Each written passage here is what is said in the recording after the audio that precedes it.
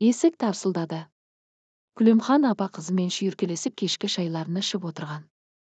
Үйде отағасы да жоқ болатын, аяғы ауыр қызын бір нәрседен шошынып қалар деп өзі жалғыз сыртқа шықты. Дала көзге түрткісіз қараңғы. Тарсыл қақпа жақтан шығып жатыр. Көк дарбазаны құдды біреу кіргісі келгендей итереді. «Кем бұл?» деп дыбыстады. Үн жоқ. Бойын үрей билеп барады. Қақпаның арғы жағындағы дыбыстың тылсым дүниемен қатысы барын жан дүниесімен сезінгені. Тілін кәлимаға келтіріп 3 рет бисмилла рахманир рахим деп еді. Дала тым-тырысына қалды. Аздаған жел ғана қақпа жанындағы ағаштың жапырақтарын сусылдатып тұр. Сескеніп кеткен Күлемхан үйге жедел кірді. Қызын қорқытпайын деп еш нәрсе айтпады. Көрер таңды елегізіп әзер атқызған Күлемхан ерте тұрып қақпа жаққа баруға жүрегі дауаламай көршісі арқылы көше бойымен жеткен. Ары бері жүргіншілер дәтке қуат. Қақпаға жақындағанда түйілі аздаған шаштың қылы жабысқан 3 орамалды көрді. Таяқпен түртіп көріп, бекер еместігін сезініп бірден молдаға шапқылып кеткен. Келе жатып кешегі қақпаны тарсылдатқанмен орамалдардың бер байланысы бар ау деп ойланды. Күлемхан апаның әңгімесін үнсіз тыңдаған, орамалдарды ары-бері таяқпен итерген молда орамалдардың астына от қойып өртеулерін, қызуынан аулақта жылуын сезінбеулерін ескертіп кетіп қалды. Күндегі уақыттан кештеу ырың-жырыңмен таңғы асты қолдарына алғаны сол еді, қызының ұялы телефоны шырылдап қоя берді. Суыт хабар көрші ауылда тұратын баласынан екен. Келіндері бақилық болыпты.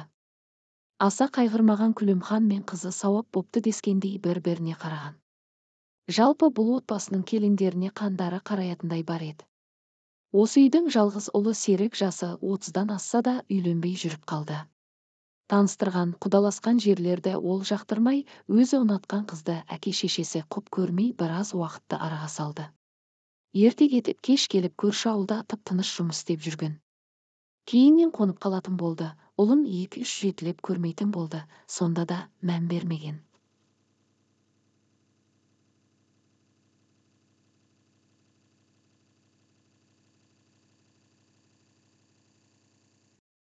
Артынша ел ішінде гу-гу әңгіме өршіп кетті.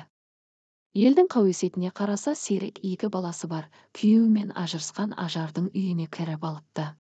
Бастапқыда дайын төсек, дайын ас болғаннан кейін шығар деп Серікке жайлап түсіндіріп көрген. Өз сөзінен басқаны құлағына ілмеген Серік үйден чемоданын арқалап бір-ақ шықты. Серіктен 7-8 жастай үлкендігі бар, бұрын есік көріп келген Ажардың қандай тартымдылығы барын кім білсін. Намыстанған туыстар жабылып келіп Серікті байлап матап үйіне қайта келген. 2-3 апта өтсе, өзі де ұмытар, басқа жаққа жұмысқа жіберерміз деп. Бірақ тыныш таппаған Серік мүлде басқа мінез танытып елді таңқалдырады. Жынды адамдай алас ұрған ол молданың демемен ғана біршама уақыт тынышталып қайталасыратын. Молданың сөзі елді естен тандырды, Ажар Серікте өзіне қарату үшін дуа қолданған екен. Қатар жатқан 2 ауыл дүр сілкінді. Дұғалау дегенді бұрын кім көрген. Серікте үйге байлап қойып әкесі ел кезіп үшкіргенен қалмайды, түшкіргенен жоқ болады деген бір елемді молда тапқандай болды. Шымқала жақтан ұлының суретін алып кіргеннен шыққаны тез болды. Ұлдарыңыздың жұбайы ең ауыр дұғаны құлпымен оқытқан, құлпыны ашу үшін әлемді деген оншақты молда қоршай отырып оқуы тиіс, бір менің шамам жетпейді. Құлпы ашылмайынша балаңызда бостандық жоқ. Үйірімен мал бағып, жермен айналасатын әкесі мол қаражат ұсынса да, елімде молда сыпайы шығарып салды. Адам айтса наңсыз ертегі болғанымен Серіктің соңғы кездері мінезі кілт өзгергені растын. Байсалды, тұйық мінезді ол жоқтан өзгеге күлегеш болып кеткен. Ана әйел жоқ жерде өзін жайсыз сезінгені соншалық бірде ауруханаға түскен Ажардың палатасының алдына қоныпты деген сыбыс бар. Осы уақыт аралығында Күлемхан да тек жатпай қара магиямен айналысады ау дегендерді жағалап жүрген. Іздеп жүріп көрші ауданнан бір татар кемпір тапты. Бұл кезде Ажардың аяғы ауырлаған. Балаларыңды қайтара алмауым мүмкін, бірақ дуакеш келінге бір шарасы болар деді кемпір мол ақшаны алып тұрып. Мейлі ол қиналып ішіндегі баласымен өлсе қуанар едік деді Күлемхан мен қызы ашынып кетіп. Арада біршама уақыт өткенде жаңа босанған, әлі 40-қа да келе қоймаған Ажар ауырып төсек тартып жатып қалды деген сыбыс шықты. Нақты диагноз қоя алмаған дәрігерлер бастапқыда дәрменсіздік танытқан, анық 7 ай өткенде барып асқынып кеткен жатыр әсіге деп үмітті Құдайдан күтіңдер деген. Көп ұзамай артына 3 бірдей баланы тастап Ажар ана дүниеге аттанып кетті. Бұл сол дарбаза тарсылдайтын түн екен. Ажардың көрен қазуға барғандар көр ішінде қара шұбар жыланды көргенін айтады. Бәлкем, Ажардың ана дүниедегі алғашқы жазасы осы болар. Қалай десек те, бүгінгі заманда дуа деген сөз жаңалық болудан қалған. Дуа негізінде сонау Мұхаммед пайғамбарымыздың заманынан бұрын келе жатқан, қара ниетті адамдардың істерге айласы қалмағанда қолданар қаруы.